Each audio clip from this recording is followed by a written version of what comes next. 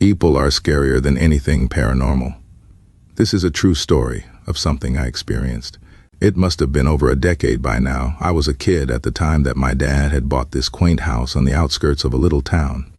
It was a decently sized home with a big backyard overlooking the marshes and unused farmers' fields, and the only entrance to it was either through the house or across the large fields.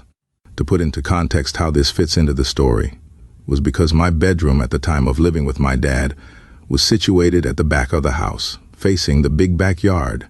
I remember one night very vividly, some 10 to 12 years later. I was sitting in my room doing digital artwork on my computer. It was something I loved to do as a teenager, and usually I listened to music with headphones on. The way I was sitting had me facing semi away from the big window in my room, the largest in the house. I had my blackout blinds drawn, and it was the only room in the entire house that had the light on, and I'd assume from outside you'd see slivers of light through the edges of the folding blinds. I think it was between 2:30 and 3:00 a.m. I was peacefully minding my own business when I hear a massive slam on my window. It was a dull but loud thud, and what I thought was a shout. My dad was sleeping peacefully in the room next to me. How he didn't hear anything at the time still amazes me to this day.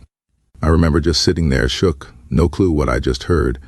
Until it happened again, I heard it clear. Somebody was outside my window, in the backyard.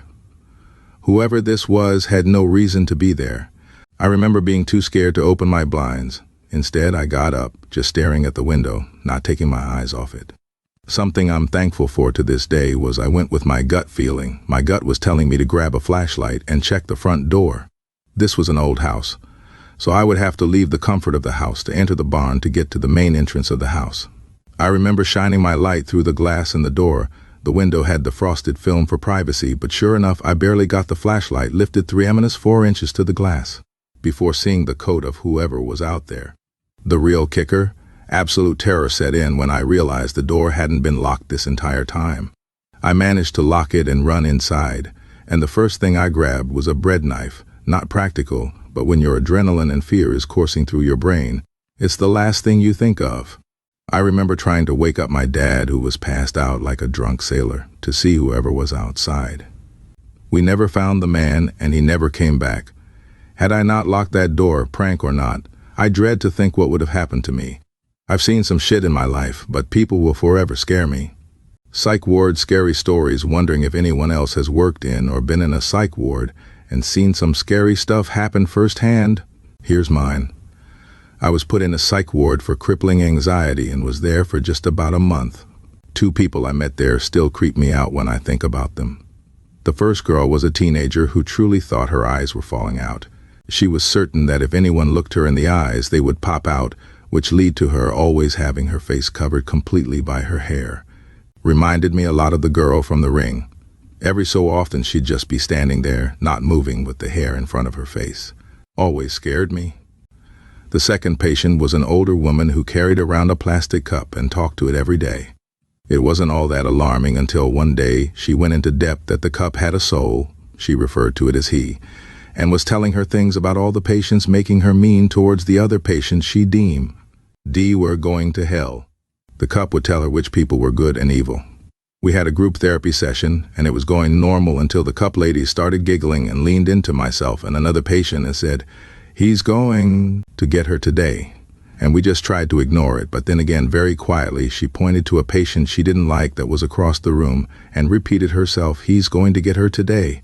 About 10 minutes later, the girl she pointed to started having a complete fit, which was out of character for her. Inconsolable, kicking, flailing, and screaming, and they had to come restrain her and take her out.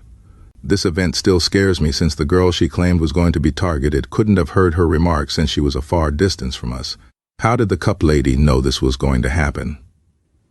Freaky. Hated that hospital. Effective Fudge shares his story. The man that roomed across from me kept looking at me and talking to me specifically. He kept begging for me to understand what he was saying. He was talking about how the nurses there brutally raped him and his roommate every night. His roommate was a hallucination, and Nate an actual person. He described them in very vivid and graphic detail. After a bit, it turned into him describing how he was going to assault me just like he was being assaulted. I remember being in my doorway and he stepped into his, and was just scaring the shit out of me, talking to me about assaulting me so much to the point, had a fucking meltdown. That is the only time I have ever or have seen someone get the neck shot. It was horrific. Also was in a unit with a guy who was pretty much the next Unabomber. A very homicidal individual. He pantomimed shooting me to my face because I didn't like him hitting on me. Also watched him throw his own shit at a nurse while talking about digging the parasites out of his intestines that the govt put in there. I'm glad I haven't had to go to a ward in a while. JFC, 25x5, shares a TLDR about his. A group of doctors conspired against me with the police in an attempt to gaslight me into believing that I had schizophrenia in order to permanently trap me within a psych ward.